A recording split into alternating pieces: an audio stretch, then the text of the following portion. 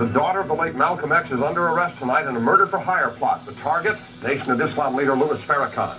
She was just 4 years old when she saw her father gunned down by assassins, and now, 30 years later, police say it appears that Shabazz was looking for revenge against the man that some believe was behind the killing. Mary Murphy has a story. Next month, Shabazz will mark the 30th anniversary of her father's assassination, an execution that she witnessed as a 4-year-old child in Harlem's Audubon Ballroom, a scene so vividly portrayed in Spike Lee's movie Malcolm X. Tonight, Shabazz is accused of plotting to kill the man her family blames for the murder, Chicago's Louis Farrakhan, a minister who was once her father's disciple, then his enemy. Listen to Minister Farrakhan in 1993. And if we dealt with him like a nation deals with a traitor, what the hell business is it of yours? She has nothing to gain by it. She was reared with liking people and feeling that those people did not exist. The widow of Malcolm X, Kibila's mother, was pursued from Atlanta, Georgia to Tallahassee, Florida, when word of her daughter's indictment leaked out. Federal prosecutors in Minneapolis charged that Shabazz initiated the plot from New York City last July, later flying to Minnesota, where she allegedly made partial payment to the would-be hitman. Prosecutors have recorded conversations and videos and say the murder would have been carried out in Farrakhan's hometown, Chicago. The point of this investigation was to investigate a crime which there was a reasonable likelihood that it would happen. But Shabazz's public defender says she was set up by a childhood friend who took advantage of her fragile emotional state. Her friendship and trust in him was used to create this plot. This was Malcolm X and his daughters not long before his assassination on February 21st, 1965. Just last year, his widow Betty told WNBC TV that she believed Farrakhan had something to do with it. Do I think that Louis Farrakhan had? Of course, yes. I mean, it was a matter of, it was a badge of honor. I mean, nobody kept it a secret. Farrakhan has always denied involvement, although he did say in 1964 that Malcolm X was worthy of death for splitting from and attacking Nation of Islam founder Elijah Muhammad. In 1993, Farrakhan finally acknowledged he was in Newark the night of the murder, not in Boston. The Jews deal with theirs. Salman Rushdie wrote a nasty thing about the prophet, and Imam Khomeini put out a death thing on him, and it stands today. Our clips come from a brand new film that's opened at the 57th Street Playhouse, Brother Minister, The Assassination of Malcolm X. Jack Baxter is the writer and director and came up with several conclusions. Most people have no idea that 2 innocent men went to jail. 4 other people got away with it. They were all from Newark. Elijah Muhammad has given the order to his followers to see that I am crippled or killed. Now the daughter of an African-American hero is charged with trying to avenge his death as her mother struggles to defend her. Political people preyed on her emotional and vulnerability. And Shabazz is free tonight on $10,000 bail. Prosecutors saying she's been cooperative. If convicted, though, she faces up to 90 years in prison. I'm Mary Murphy, Channel 11, News at 10. There was shock and sadness to the news that Shabazz arrest for the black community in our area today. Julian Phillips is standing by live tonight at Harlem's Audubon Ballroom. That's where Malcolm X was assassinated, and he has that part of our story. Julian? Well, Jack, Shabazz was here inside the Audubon Ballroom with her 3 sisters and mother Betty Shabazz, when her father was so brutally assassinated 30 years ago. And surely the pain and the scars left on the mind of a 4-year-old may never fully be erased. But no one is jumping to the conclusions that she's guilty of what she's been indicted for.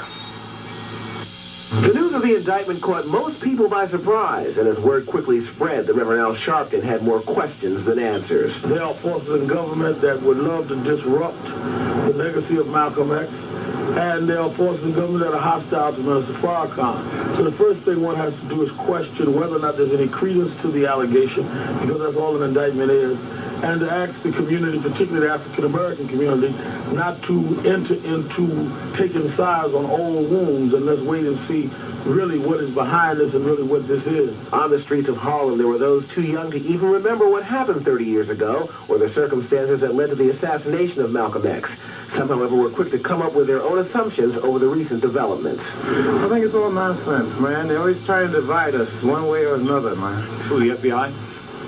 Yo, Former Mayor Dinkins could not give any insight into the indictment, but did offer his prayers for the Shabazz family, and Betty Shabazz in particular, who has endured life without her husband and now faces this latest challenge. Betty has had to persevere, as it were. Loss of a husband, raise a family. I am so proud to call her Dr. Betty Shabazz as she tries to educate generations of young people. So whatever the circumstances are here, I hope that she will be okay and the family will be okay. I just don't know about the facts. I don't wish really to address them.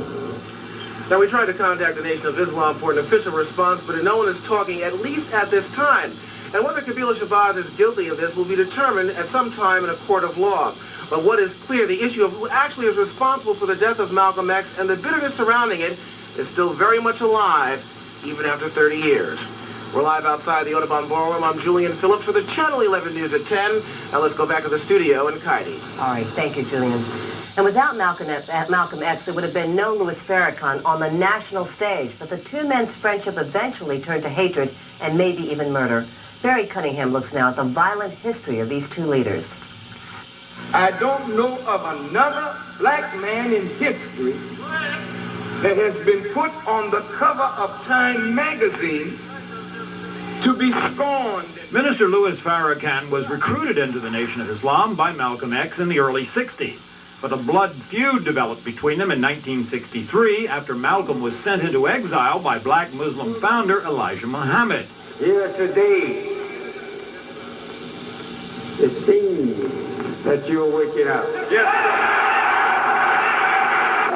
Malcolm accused Muhammad of having children born out of wedlock. Farrakhan sided with the founder. Soon afterward, Malcolm X's house was bombed.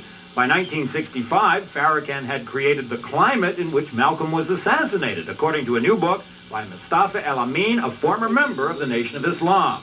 I think hurt Malcolm was not so much that he couldn't speak around the country, but he couldn't even speak in the mosque that he basically built in New York. There are a lot of people that wanted, in the Nation of Islam, that wanted Malcolm assassinated. Not only Minister Farrakhan, there are many who, if they could have gotten to him, would have killed him themselves. Why?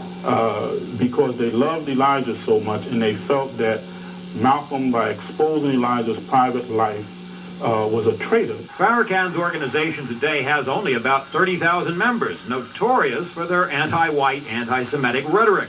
Here at the Schoenberg Center for Research in Black Culture in Harlem, the director said he had no expertise in the area and could not comment, and that none of the historians here knew anything about a schism in the black Muslim movement between Malcolm X and Louis Farrakhan. There's fear associated with that. It's like the Muslims hands off.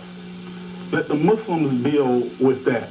Because there's fear. See, when you talk about the assassination of Malcolm, and then with the Malcolm movie highlighting certain things, that strikes terror. They don't want to say anything that might lead to their death. But Barry Cunningham, Channel 11, News at 10. I think hurt Malcolm was not so much that he couldn't speak around the country, but he couldn't even speak in the mosque that he basically built in New York. There are a lot of people that wanted, in the Nation of Islam, that wanted Malcolm assassinated. Not only Minister Farrakhan, there are many who, if they could have gotten to him, would have killed him themselves. Why?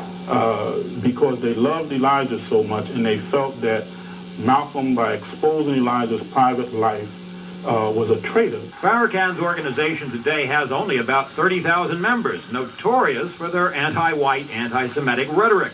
Here at the Schoenberg Center for Research in Black Culture in Harlem, the director said he had no expertise in the area and could not comment, and that none of the historians here knew anything about a schism in the black Muslim movement between Malcolm X and Louis Farrakhan. There's fear associated with that. It's like the Muslims hands off.